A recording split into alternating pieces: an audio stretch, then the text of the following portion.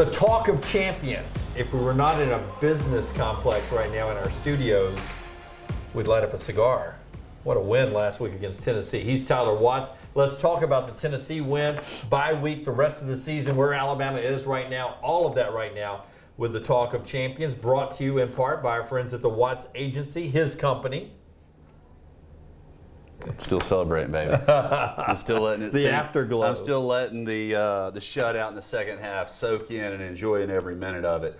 No, but we would love an opportunity to talk to you. Insurance rates are crazy right now. The insurance market is going out of sight. Just check us out at tylerwattsinsurance.com. I'll tell you this. It's 20-7. Could have easily been 28-7. They settled for a couple of field goals, or Alabama held them to field goals, however you want to look at it. I've never, ever in my whole life, including as a kid, given up on a game. But I did on Saturday. It was 20-7, and I remember texting a coworker of mine. I said, "This feels like it's going to be 41-17. Tennessee was over with." I had given up. I can understand completely why you felt that way. Tennessee had not looked that good offensively all year long. They were running the ball, as we all knew that they would be able to. But the fact that Joe Milton was so accurate, I think he was 9 of 9 on his first couple passes out the gate. Yep. He was on fire. And then even after that, it was a couple of drop passes that prevented him from being perfect throughout the course of the first half. We hadn't seen that all year long. Offensively, we looked typically like we do in the first half. Just couldn't get any rhythm going offensively. Too many 3-and-outs. Weren't able to respond. Struggling to establish anything on the run game. But then it's all about big plays in that defensive unit of being able to force field goals, keeping your football team in the game. And then you hit one big play, and all of a sudden, you got the momentum back in your favor. And you're right. It was a first half completely dominated by Tennessee, yet you found yourself only down 2 scores. And quite honestly, you had the opportunity to go up at halftime, 14-13, if you're able to connect after the turnover inside the red zone, and we don't get the interception in the end zone. Yeah, I will tell you, in the second half, if you're Tennessee, coming out of the locker room, the one thing you got to think on this first drive, don't let them get something quick. Make them earn it if they're going to get any points at all.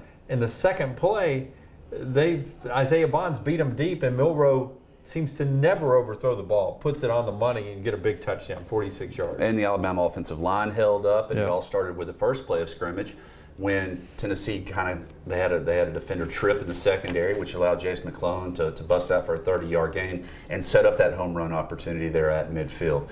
So it was a bunch of things coming into play all at the same time that allowed Alabama to get right back into the game. And that crowd was so amped up. This is what I always talk about. The crowd was amped at the beginning of the football game, and there was nothing for them to cheer about. And then all of a sudden, place erupted. They were back into the game. You get a 3-and-out, take it down, you score again.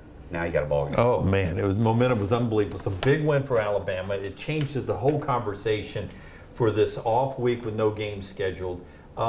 First, before we put Tennessee to bed, you've been in those locker rooms after a win in that game.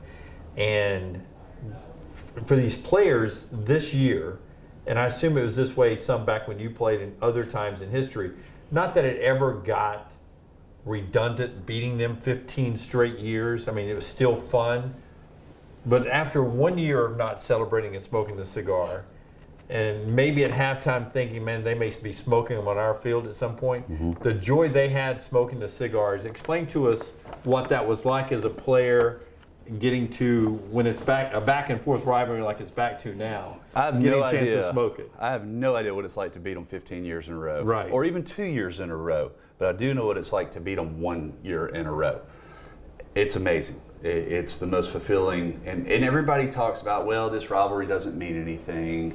The Auburn game is more important. The LSU game is more important. I think all that depends on your age, but it still means a lot to these players.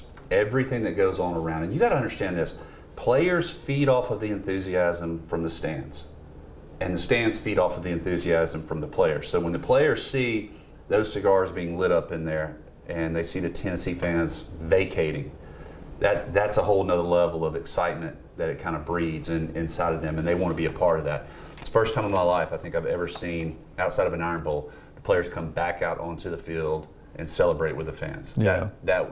Maybe I'm just getting old and a little more emotional, but I thought that was cool. Yeah, you got a little chills, really cool. right? Yeah. Because, and here's why. This is what we talked about in the broadcast too.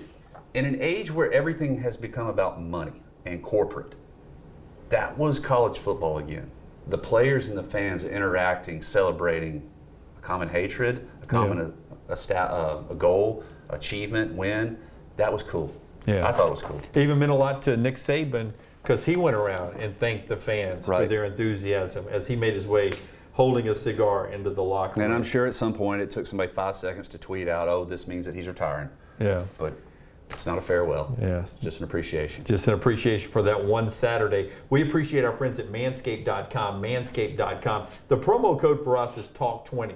When it comes to grooming yourself for a big event or just daily for the office, Manscaped's got you covered head to toe, including below the belt. A lot of great lotions and ointments and balms to help your beard stay thick, your hair, anywhere else on your body. Manscaped's got you covered, and you can get 20% off with our promo code. Use it to buy the razors or the shaving kits or anything that you get at manscaped.com. Manscaped.com, the promo code is TALK20, and we appreciate them so much. Use our promo code TALK20. Okay, it's not a bye week, it's not an off week, it's just a week without a game because the guys still work. But what do you get accomplished on a week like this as a player? Like what is Jalen Milroe? What is, all the Jace, what are all the guys working on this week that's going to help them with the back half of the schedule? So the fellows who don't wear a non-contact jersey every single week, this is an important week for them to heal up. When we talked about this, you're healing up physically, you're healing up emotionally and mentally, because this has been a strain mentally on the preparation every single week that has to go in to these games, and it strains on you. It really does wear down on you, and it's an opportunity for you to kind of recharge the batteries, get away from it for a little bit, and then refocus as you go down the home stretch.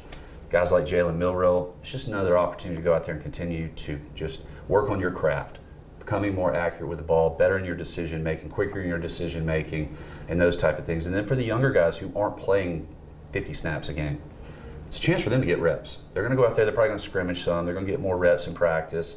It's just going to be general stuff, that base offense, base defense, that they're going to be working on communication so that they can hopefully take that next step to be able to contribute.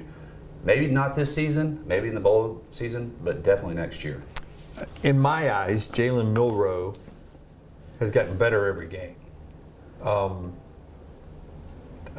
not sure it's a good time for an off week. I'd almost want to roll right in out of that win last week to play LSU immediately. It is what it is on the schedule.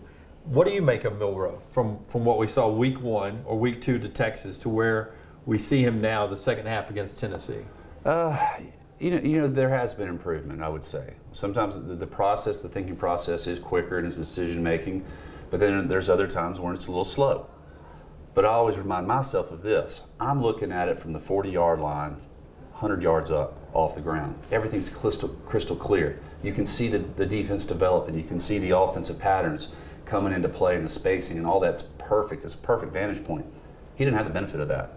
Everything he's doing is really quick and on the fly, and it's avoiding big people. He has improved, though. He really has improved in his control of the offense, his understanding of the offense, and what he's doing out there. Yet he still hadn't put 4 quarters together. And that with is his whole team. I was going to ask you that's not just him. This team has still got its best game out there somewhere. And that's what's discouraging about it at halftime, but also encouraging it by the end of the game, is you realize the potential of what these fellas have in them if they can put it together. But there's some times where teams are just fast out the gate and slow after halftime, and other ones are slow out the gate and fast after halftime, and that's kind of what we got here. But it's nice to know that the defense is good enough to keep you in every football game until the offense can figure things out. Do you think this team has a 60-minute effort in it, that it can play what we saw in the back half of the Tennessee game from start to finish? And is that what they need against LSU, you think? This is a game that concerns you, and we're not ready to quite break it down just yet, but you're going to have to, you potentially may have to play a style that you're not used to having to play. We thought versus Tennessee you need to score 30. Well, offensively, you really only scored 24 or 27. But against LSU, you got to be capable of scoring 35, 40 points potentially, depending on how our defense plays and how many field goals we force. Can we do that? Well, any other style of play that we've been forced to play, playing behind whatever, we've been able to do that. So maybe those guys will. There is a confidence that goes into knowing that you're going to find a way to win regardless of what the circumstances are. And it's a mindset that it can't be explained, but it's a belief inside all these guys that regardless of what's going on, we just know we're going to find a way to win. MyBookie.ag, MyBookie.ag, that 110% deposit bonus. You get it when you use the promo code next round with MyBookie.ag. We appreciate them so much. Take advantage. Play the games right there at MyBookie.ag. Use the promo code next round for a 110% deposit bonus. There were some injuries in this Tennessee game, and you had a couple of guys step in that I thought played great. When Terrion Arnold left the game, Squirrel was having a big game. He had 100 yards receiving for Tennessee in the first half. Disappeared in the second half because of the guy who came off the bench and was on him a lot. They kept throwing that little comeback on the outside. They'd run 12 yards, come back to 10 to 8 yards on the edge, and we kept giving them cushion, and they just hit it over and over and over. Because we're you can imagine the mindset of these DBs. We're not going to get beat deep this year. Right. We ain't getting beat. Not deep like last year. No. So we were giving a little bit of cushion, and they took advantage of that. Pop, pop, pop, pop, pop. Second half, Trey Amos comes in, and enough times that had been thrown, we said, no more. Beat us deep.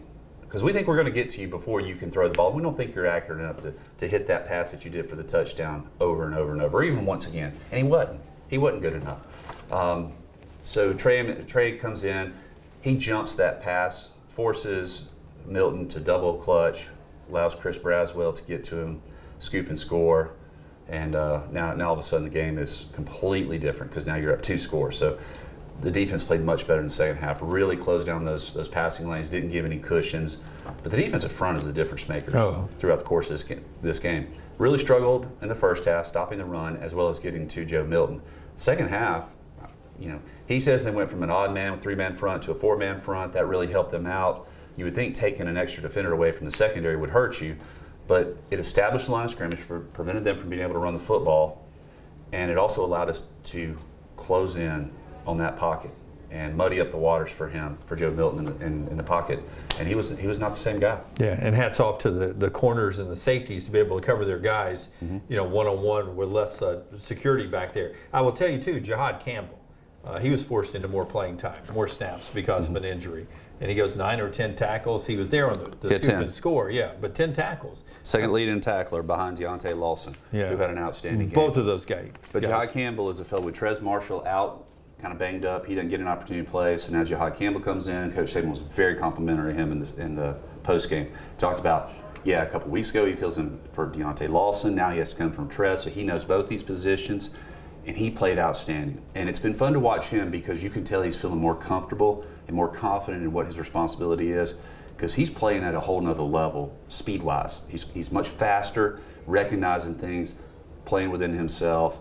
And, all these guys are so talented, but sometimes when they're not sure about what to do, it slows them down a hair. You can really tell that he's understanding things. I want to ask you, after I tell you about lanceslock.com, lanceslock.com, get all the advice about the games, whether it's your office pool or whether you're, going to throw $1 or $2 down somewhere. Lanceslock.com with your plays every day. You can sign up for a day, for a weekend, for a month, for a year, however you want to do it. Get the details at lanceslock.com, lanceslock.com. You've got the end in sight. You got LSU, you got Kentucky on the road, Chattanooga, Auburn on the road. 4 games that can make this season. And obviously you got to take them one at a time. But you're here at this point of the year, and everything you still want is still out in front of you. And that's got to, as you mentally sort of take in where you are in the season, in this game, the week without a game, that's got to sort of add a little bit more juice to you, knowing that, man, all the learning we've done these first 9 games, we're still in a great place right now. It is, but isn't there another side of you that wants them to be so hungry with the fact that nobody thinks that you're worth a flip? You're winning by luck and by the aid of the referees. You can't accomplish anything. That's going to be the internal challenge I'm sure these coaches are playing with these players is don't be comfortable where you are because you hadn't accomplished anything. The West ultimately will come down to this next weekend versus LSU. We all know that. Quite honestly, if it doesn't go your way, it's going to be probably an early kickoff versus Kentucky. How do you respond then? You definitely don't want to drop 2 in a row. So the hay ain't in the barn, so to speak.